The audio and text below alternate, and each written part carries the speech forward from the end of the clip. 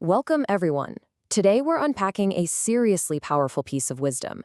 This is going to completely force you to rethink your daily habits, your money, and honestly, how you perceive danger altogether.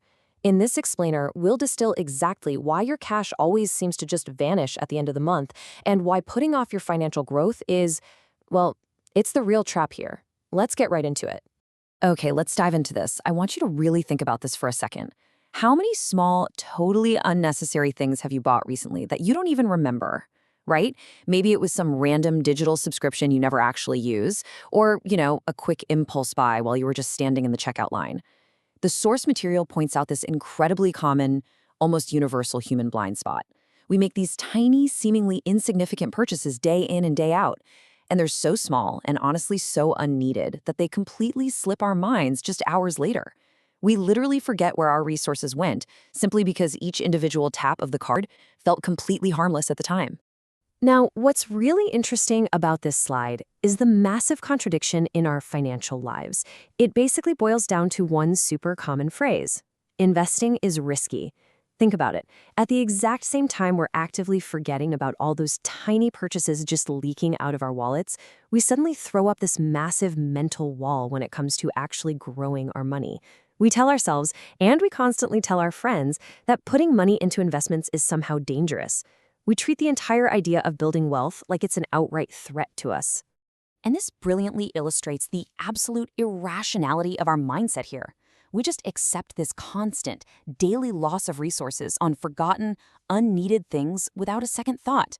Yet we turn around and use risk as our number one excuse to avoid investing. It's crazy, right? We're perfectly comfortable throwing money into the literal void of impulse purchases, but we're totally paralyzed by the fear of strategically placing that exact same money somewhere it could actually benefit us. The text beautifully exposes this cognitive dissonance. We are completely mislabeling where the actual danger lies. So the crucial point is, if investing isn't the real danger we should be worried about, what is? Well, the source text gives us an incredibly powerful, sobering new definition.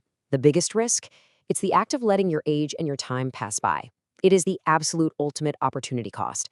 It's waking up day after day, getting older, and allowing time to just slip through your fingers while you sit on the sidelines holding on to those excuses. Time is literally the one resource you can never, ever earn back. By choosing not to act because of some misplaced fear, you are actively choosing the greatest risk of all. Let's move to this next step and see how this builds into a very predictable and, unfortunately, very common chain reaction. First, as we just established, you let age and valuable time simply pass by while you do nothing. And because you haven't intentionally built anything, well, that passing time naturally leaves you with zero savings. And inevitably, that empty-handedness guarantees future financial problems. It's a direct, unavoidable descent. Inaction isn't some safe, neutral state. Actually, scratch that, it's more like a rapid downward path. Zero savings and severe financial problems. This is the painful reality where that path of inaction ultimately ends. The text doesn't sugarcoat it at all. When you combine the slow, steady drain of those tiny, unnecessary purchases with the absolute paralysis of thinking investing is risky, well, this is exactly what waits for you as you age. Just imagine reaching the later stages of your life, after all that valuable time has passed, and realizing you have absolutely nothing set aside. Facing severe financial struggles late in life purely because you misunderstood what true risk was, man, that is a heavy, heavy consequence to bear.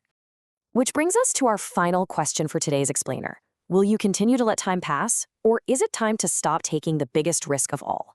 You've seen the direct connection now between those forgotten daily habits and your future financial reality. The text we explored today challenges you to completely flip your perspective. Stop fearing the act of building your wealth and start fearing the quiet, steady loss of your time and your potential. The choice of which risk you take is entirely yours. Thank you so much for joining me to unpack this crucial perspective today. Let this be the moment you rethink your risks.